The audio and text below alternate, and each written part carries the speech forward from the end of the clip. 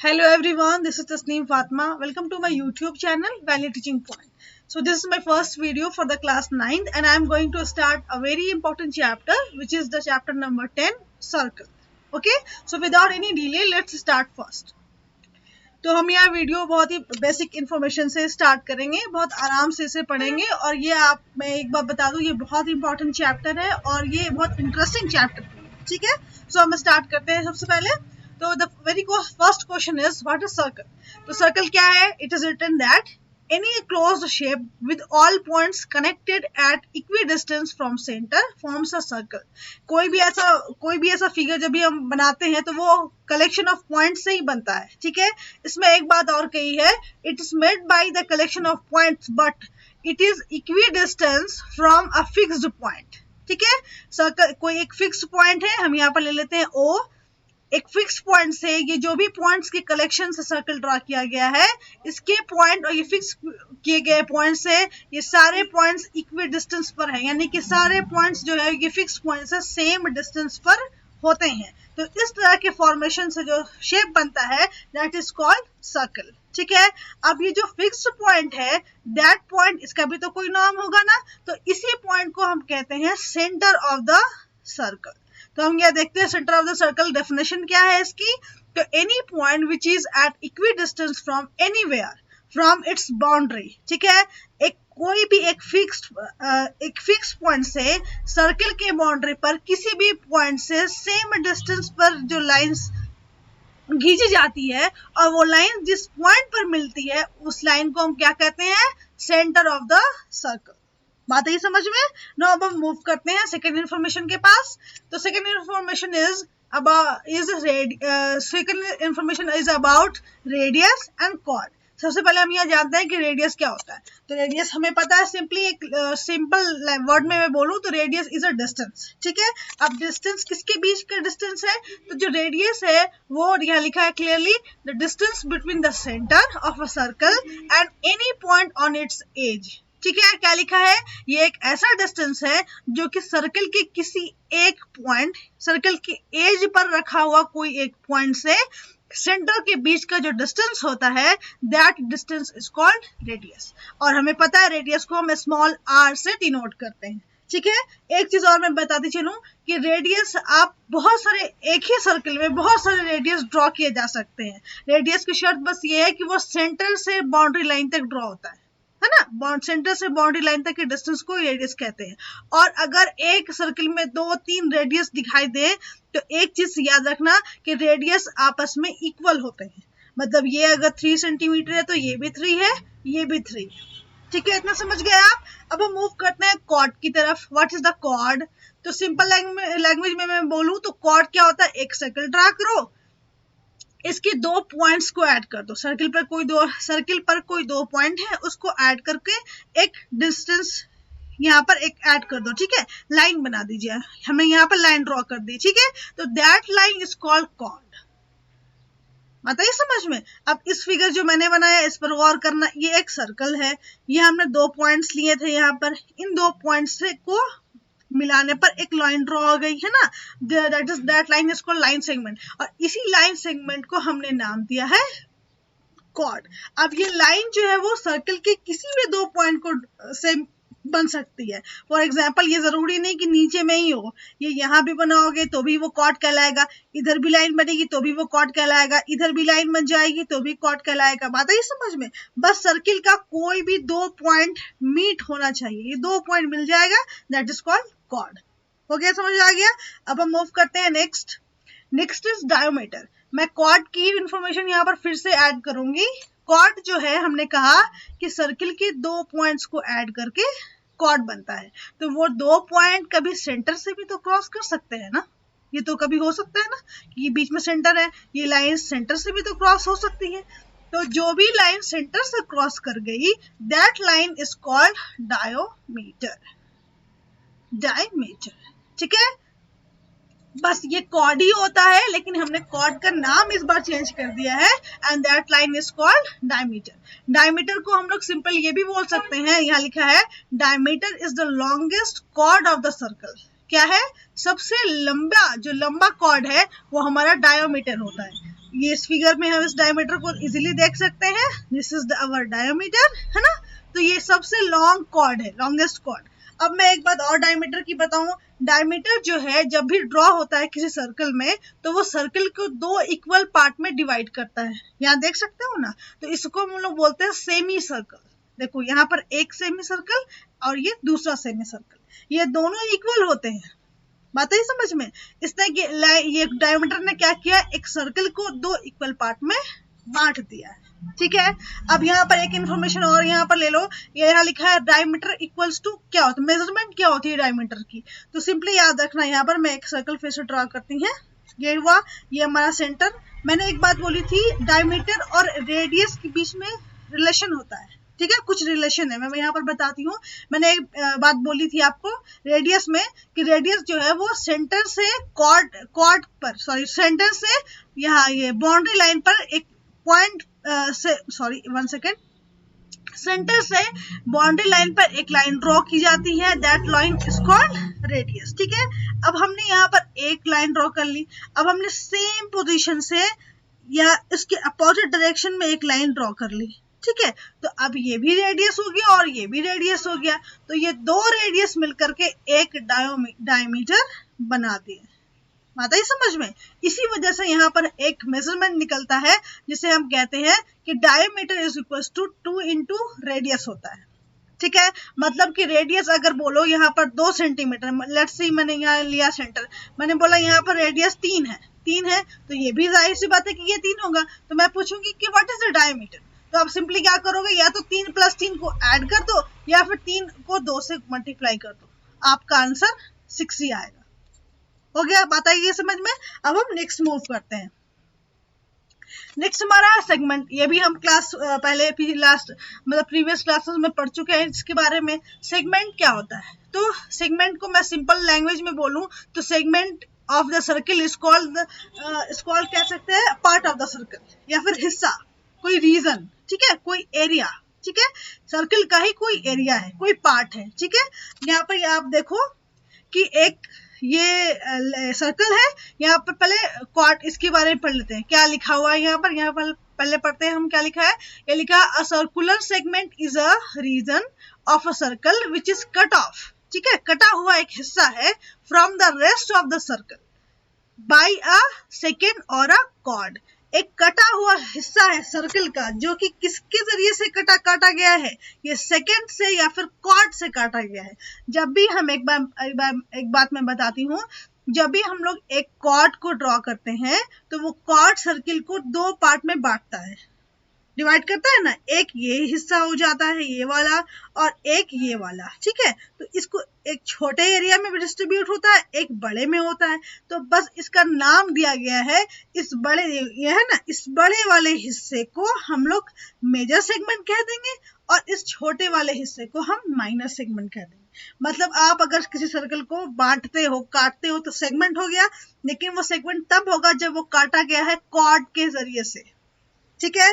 जब हम कॉर्ड के जरिए से काटते हैं तो वो सेगमेंट कहलाता है, और अगर बड़ा हिस्सा है तो मेजर सेगमेंट, छोटा हिस्सा है तो माइनर सेगमेंट। समझ गए, बस यही कहानी थी।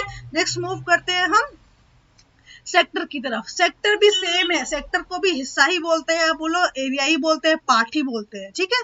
बस इसमें फर्क ये होता है कि हमने अभी जो सर्कल को डिवाइड किया था वो कॉर्ड के जरिए डिवाइड किया था, है ना। अब हम सर्कल को काटेंगे किसके जरिए से, यहाँ पर हम पढ़ते हैं, a sector is the portion of a circle enclosed bye 2 ready and an arc.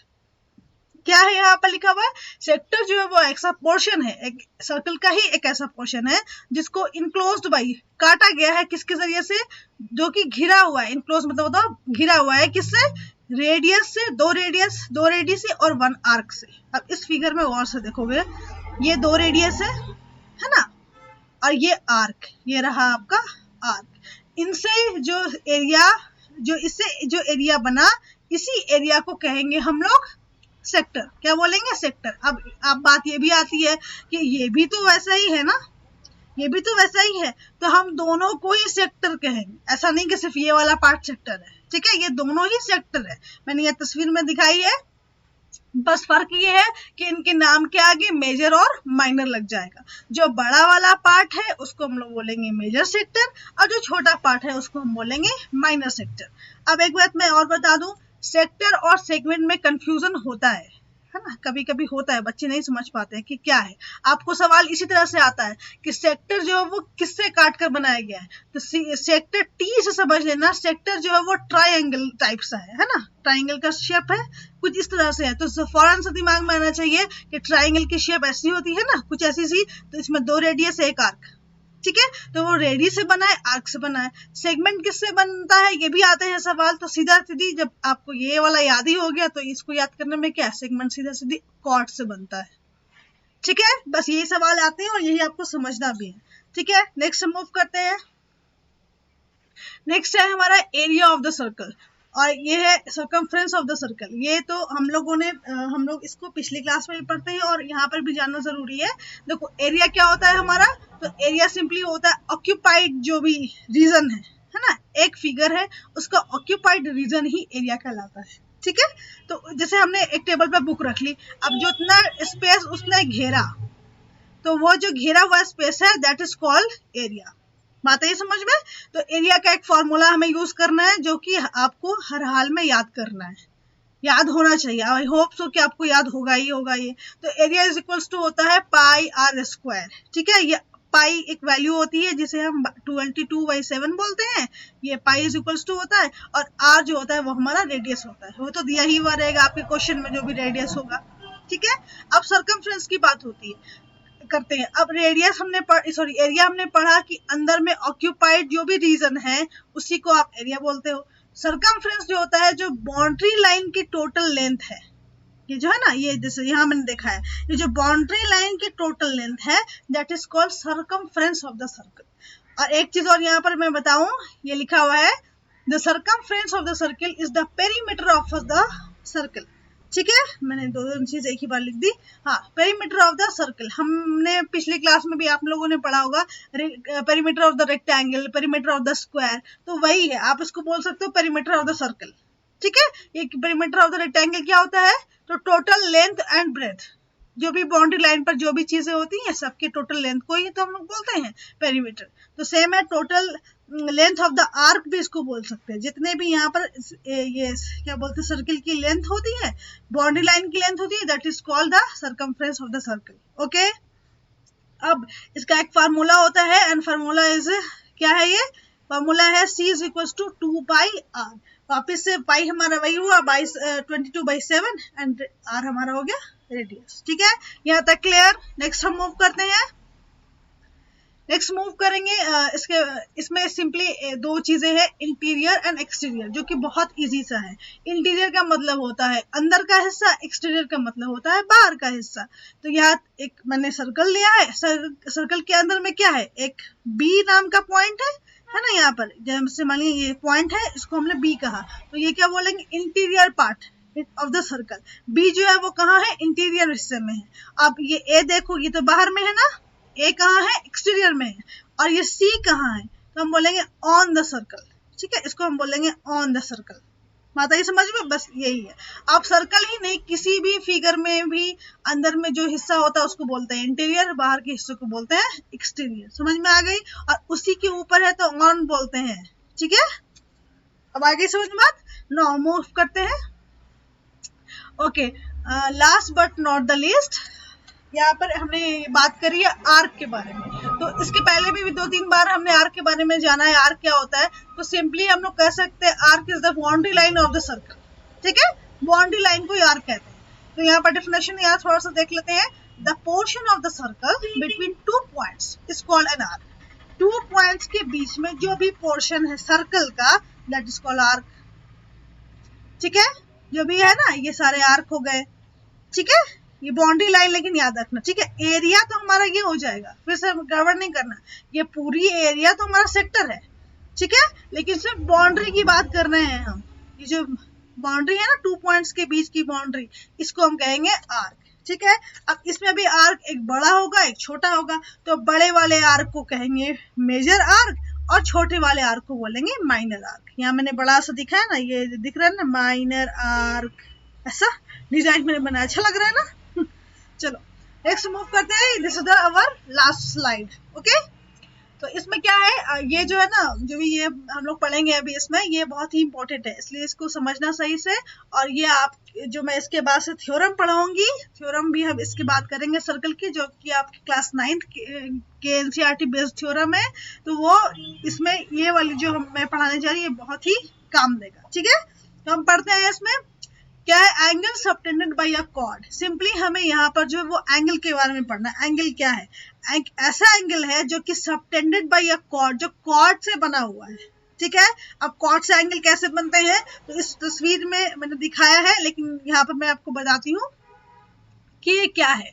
तो यहाँ पर लिखा है the angle made by chords in points. Angle जो बना है वो किससे बना है, कॉर्ड्स इन पॉइंट से। अब यहाँ पर मुझे कॉर्ड ड्रॉ करना पड़ेगा, मैंने कॉर्ड ड्रॉ कर लिया है, इसके इन पॉइंट से बना है। देखो इन पॉइंट क्या है, this is the in point, है ना, मैं नेम मेंशन करती हूँ ए एंड बी। ठीक है, this is the in point. इसे क्या, कहाँ पर सर्कल, ये सॉरी कहाँ पर एंगल बने हैं, तो टू द सेंटर। एक तो सेंटर पे बना है, यहाँ पर सेंटर होता है ना।